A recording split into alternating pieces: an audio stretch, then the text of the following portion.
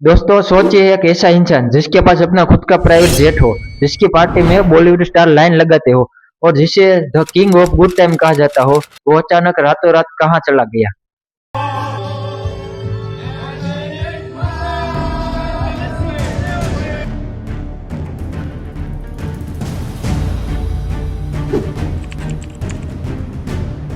9,000 करोड़ रुपए ये वो रकम है जो विजय माल्या ने इंडियन बैंकों से ली लेकिन कभी वापिस नहीं की।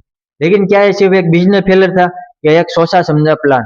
आज के इस वीडियो में हम विजय माल्या के राइज और फॉल के इन्वेस्टिगेशन करेंगे और समझेंगे कि कैसे किंग फिशर एयरलाइन ने पूरे एम्पायर को डुबा दिया। विजय माल्या को ये एम्पायर एक थाल में परोस कर मिला था, लेकिन उन्होंने इसे जिस ऊंचाई पर पहुंचाया वो काबिले तारीफ था। 1983 में जब उनके पिता विठे माल्या की डेथ हुई, तब विजय सिर्फ 28 साल का था। लोग समझते थे कि एक पार्टिंग बॉय है, इतने बड़े यूनाइटेड ब्रेवीज को कैसे संभालेगा। लेकिन माल्या ने सबको गलत साबित कर दिया।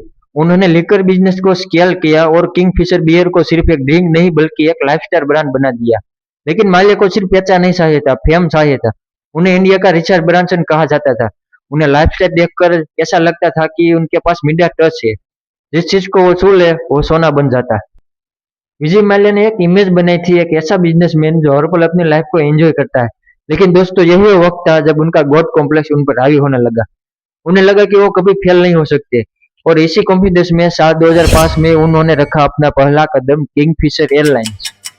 माल्या ने किंगफिशर एयरलाइन को प्रीमियम ब्रांड बनाया, यहाँ तक कि इकोनॉमी क्लास में भी लग्जरियस ट्रीटमेंट मिलती थी। लेकिन एविएशन एक बहुत मुश्किल बिजनेस है। 2008 का ग्लोबल रिसेशन आया और तेल की कीमतें बढ़ने लगी। सबसे बड़ी गलती तब हुई जब माल्या ने एयर डिकेन को खरीद लिया। एयर डिकेन एक लो कॉस्ट एयरलाइन थी और किंगफिशर एक लग्जरियस ब्रांड। दोनों का मॉडल अलग था। इस मर्जर ने किंगफिशर को लॉसेस को कई गुना बढ़ा दिया।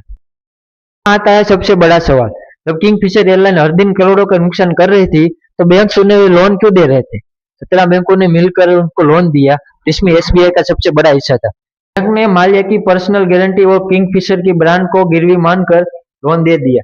2012 तक हालत इतने खराब हो गए कि एम्प्लॉय की सैलरी रुक गई, टैक्स भरना बंद हो गया और फ्लैट ग्राउंड हो गई। किंगफिशर एयरलाइन बंद हो गई लेकिन कर्ज वही रहा। 2016 में जब बैंक ने प्रेशर बढ़ाया तो माल्या चुपचाप लंदन निकल गई। उन्हें कहा कि वो भागे नहीं बल्कि सेटलमेंट करना चाहती है, लेकिन इंडियन एजेंसी ने उन्हें फगिटिव इकोनॉमिक ऑफेंडर घोषित कर दिया। पिछले कई सालों से यूके कोर्ट में प्रत्यार्पण का केस चल रहा था।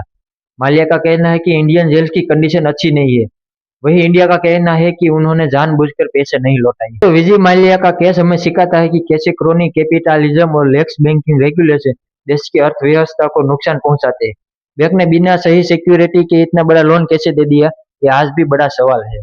आपको क्या लगता है, क्या माल्या कभी इंडिया वापस आएंगे?